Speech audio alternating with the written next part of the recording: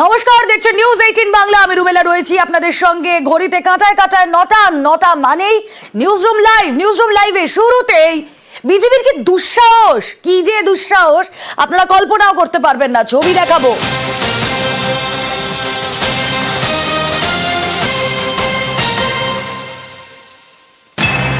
BSF এর চাপে পিছু হটলো বিজেপি। দুই ভারতীয় কৃষক তাদেরকে তুলে নিয়ে যায় বর্ডার গার্ড বাংলাদেশ। জলঙ্গি সীমান্ত, মুর্শিদাবাদের জলঙ্গি সীমান্ত, সেখানে দুই কৃষক তারা চাষ করতে যান আর দুই ভারতীয় কৃষককে তুলে নিয়ে যায় বিজেপি। পরিবারের অভিযোগে তৎপর বিএসএফ। 7 ঘন্টা পর ভারতীয় কৃষকদের মুক্তি। এতদিন পর্যন্ত সীমান্তে উস্কানি চলছিল, এতদিন পর্যন্ত হুমকি হুঁশিয়ারি আসছিল। বিএসএফ রিটালিয়েট করছিল, বারবার প্রতিরোধ গড়ে তোলার চেষ্টা করছিল, কিন্তু এবার সাহস সীমা ছাড়ালো। বলা যায় এটাকে দুঃসাহস। কি করে এত সাহস হয় বিজেপির? বিএসএফ এর চাপে যেখানে বিজেপিকে পিছু হটতে হলো, দুই কৃষক, ভারতীয় কৃষক, তাদেরকে তুলে নিয়ে যাওয়ার সাহস হয় কি করে প্রণব?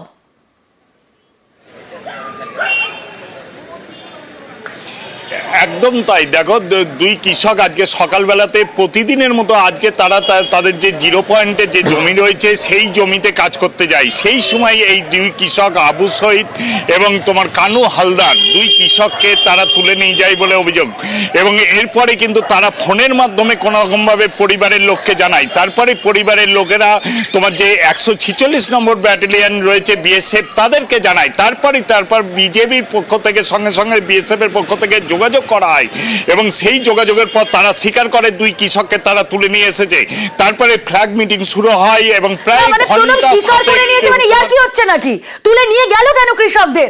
এর আগে আমরা দেখেছি এই মুর্শিদাবাদের জলঙ্গি সীমান্ত, আমরা যদি দেখি যে সেখানে কিন্তু অনেকটা অংশ কাঁটাতার বিহীন।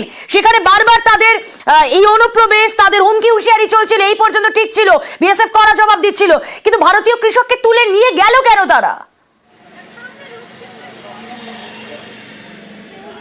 দেখো, এই ধরনের এই যে বাংলাদেশের উদ্ভূত পরিস্থিতির পর বারে এই ধরনের ঘটনা ঘটছে। এবং শুধু তাই নয়, বাংলাদেশের বিজেপির পক্ষ থেকে অদ্ভুত একটা যুক্তি দেওয়া হয়েছে। গতকালকে রাত্রিবেলাতে এক অনুপ্রবেশকারীকে গ্রেপ্তার করে জলঙ্গির সীমান্তের যে বিএসএফ, তাদের এক বাংলাদেশিকে অনুপ্রবেশকারীকে কিন্তু গ্রেপ্তার করেছে এবং সেই কারণে প্রতিশোধ নিতে এই দুই কৃষককে তারা তুলে নিয়ে গিয়েছে বলে কিন্তু স্বীকার করেছে।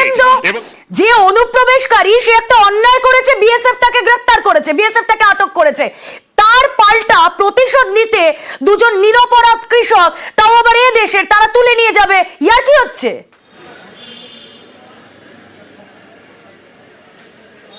একদম তাই। এবং সেই কারণে কিন্তু এলাকার যে কৃষক, তারা কিন্তু বারে বলছে আরো তৎপর হওয়া প্রয়োজন বিএসএফ এর, এবং যে নজরদারি রয়েছে সেই নজরদারিকে আরো বাড়ানো দরকার, না হলে কিন্তু এই ধরনের ঘটনা ঘটছে। এবং একাধিকবার তোমার এই 0 পয়েন্টে যে সমস্ত কৃষি জমি রয়েছে সেই সমস্ত কৃষি জমি তারা এসে নষ্ট করে দিচ্ছে, কখনো কৃষকদের তুলে নিয়ে যাচ্ছে, কখনো কৃষকদেরকে মারধর করছে। এই ধরনের ঘটনা ঘটছে।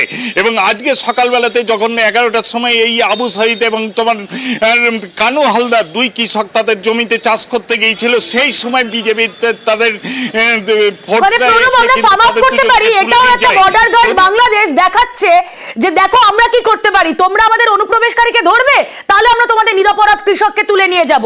যদিও এই হুমকি হুঁশিয়ারির কাছে কোনোভাবেই বিএসএফ মাথা নত করবে না, ভারত মাথা নত করবে না। এর আগে আপনাদের মনে থাকবে যে বাংলাদেশের সেনাপ্রধান তিনি কিন্তু বলেছিলেন নরমে গরমে যে না, এখান থেকে কেউই কিন্তু ওপারে গিয়ে ওই অনুপ্রবেশ করার চেষ্টা করবে না, এপারে সব আছে, তাই তোমরা এপারে থাকো। কিন্তু তারপরও বর্ডার গার্ড বাংলাদেশের কি দুঃসাহস যে এখান থেকে কৃষকদের তুলে নিয়ে যাচ্ছে, সেখানেই থামছে না, আবার তারা বলছে আমাদের ওখান থেকে একজন গেছে অনুপ্রবেশকারী, তাকে আটক করেছে বিএসএফ, তাই জন্য আমরা দুই কৃষককে তুলে নিয়েছি।